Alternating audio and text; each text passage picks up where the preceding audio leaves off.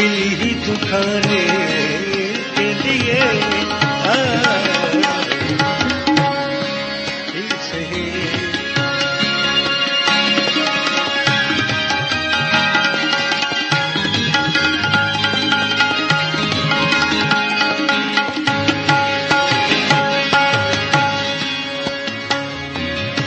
किस किस को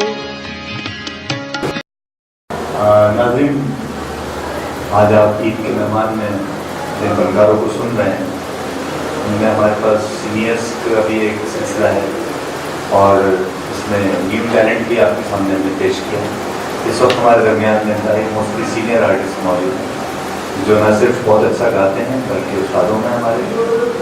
तो शाह भाई अस्सलाम वालेकुम। शाह भाई, आज आप मिशन न्यूज़ के मेहमान हैं, आपको कैसा लग रहा है? माशाल्लाह बहुत अच्छा लग रहा है और बड़ा लुत्फ आ रहा है सुनने में।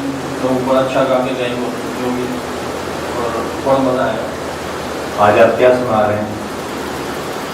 गुलाम बात है वो आ तो जाए, कोशिश कर रहा हूँ, गाना तो बहुत दूर है, कोशिश करूँगा कि अच्छा हो जाए।